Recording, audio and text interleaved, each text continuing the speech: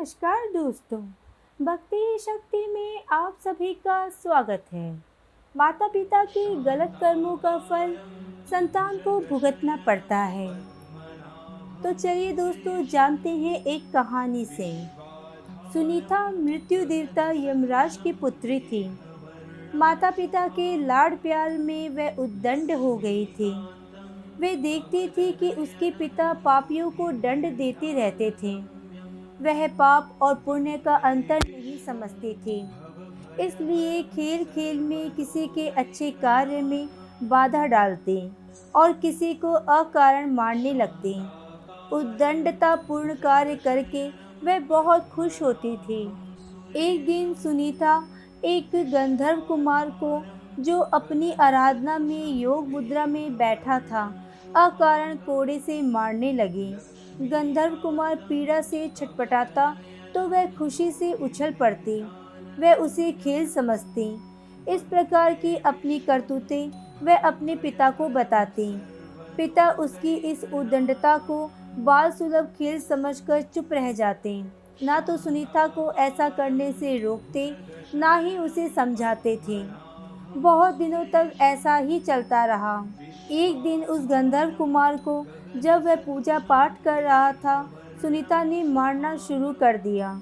जब असहनीय हो गया तो उसने क्रोध से श्राप दे दिया, तू धर्मराज की बेटी है, तेरा विवाह एक ऋषि पुत्र से होगा, तेरी एक योग्य संतान भी होगी, पर तेरे इन दुष्ट कर्मों का अंश उसमें व्याप्त रहेगा। सुनीता ने ये बात अपने पिता को बताई। अब धर्मराज को लगा कि उन्होंने बड़ी भूल कर दी। संतान की आदत और स्वभाव पर ध्यान न देकर उसे भले बुरे का ज्ञान नहीं दिया। इसके फलस्वरूप उसे श्राप मिला। पर अब तो समय हाथ से निकल चुका था।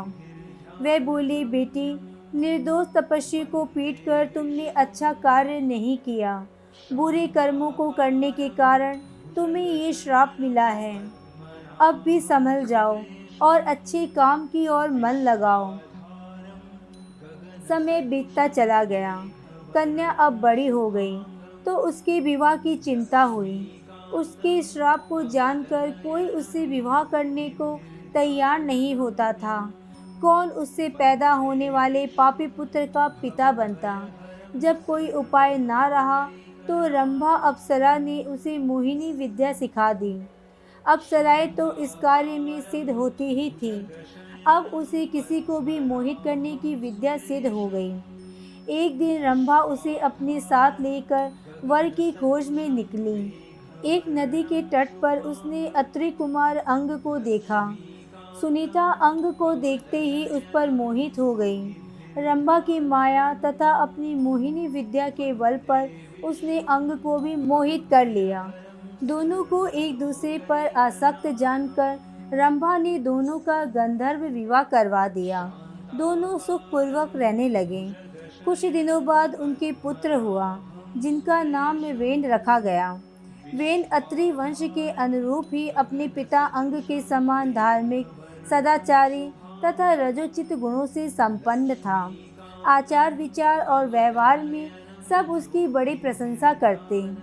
अच्छे कुल में उत्पन्न होने के सभी लक्षण उसमें दिखते थे। पर माँ के एक दुर्गुण के कारण, जिसके कारण वह शापित हुई थी, धीरे धीरे वेन में भी वह दुर्गुण प्रकट होने लगे। कुछ नास्तिकों तथा दुष्टों की संगति में वह नास्तिक भी हो गया। ईश्वर, वेद, पुराण, शास्त्र आदि उसे झूठे लगने लगे। यज्ञ, संध्या आदि को वह पाखंड समझने लगा। वह वयस्क हो चुका था। अपने माता पिता का कहना अब वह नहीं मानता था। राजकाज में उसका हस्तक्षेप इतना बढ़ गया कि पिता अंग असहाय हो गए। राजा तो अंग थे, पर आज्ञा वेन की चलती थी।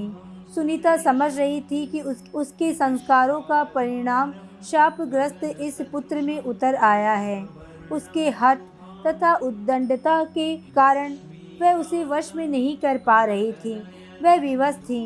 वेन के इन कर्मों से प्रजा दुखी रहने लगी। महाराज अंग को अपयश मिलने लगा।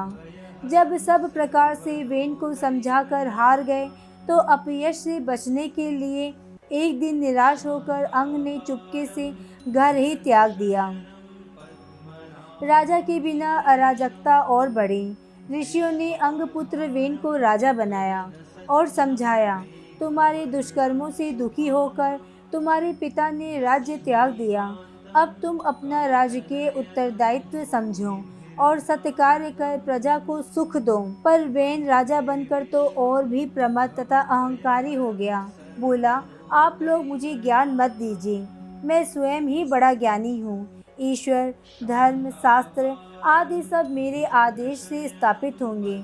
मेरी ही आज्ञा धर्म होगा, शास्त्र वचन होगा। आप लोग अब मेरी आज्ञा के अनुसार चलिए और मुझ में ही ईश्वर, धर्म तथा शास्त्र की छाया देखिए। ऐसे विचारों वाले वेन के कार्यों से देश में अराजकता आ गई। सारे धार्मिक सत्कार्य बंद हो गए। प्रजा की सुरक्षा नहीं रही। दुष्ट लोगों का बोलबाला हो गया। धार्मिक कार्य पूरी तरह से बंद हो गए। हर चीज़ का अंत होता है।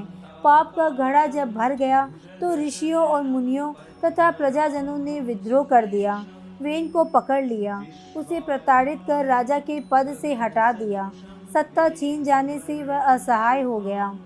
अब वह दूसरों की दया पर निर्भर रहने लगा। ऋषियों ने प्रजा से परामर्श कर उसके पुत्र पृथु को राजा के पद पर प्रतिष्ठित कर दिया। वेन जंगल में चला गया। निश्चय ही अच्छे कुल परिवार का व्यक्ति भी कुसंगति के कारण अपनी मर्यादा भूलकर कुमार्गी हो गया था। अपने कुल धर्म को भूलकर सबके दुख का कारण बनता था और अंत में अपने इसी आचरण के कारण वह स्वयं ही नष्ट हो जाता है। इसलिए कुसंगति तथा कुसंस्कारों से बचना चाहिए। हमेशा अच्छे कार्य करते रहना चाहिए। कभी किसी को बेवजह तकलीफ ना दें। आज के वीडियो में बस इतना ही। अगर आपने मुझे अब तक सब्सक्राइब नहीं किया है तो सब्सक्राइब जरूर करें। कमेंट और लाइक करना ना भूलें। इसी कामना के साथ कि आप हमेशा खुश रहें, स्वस्थ रहें। नमस्कार।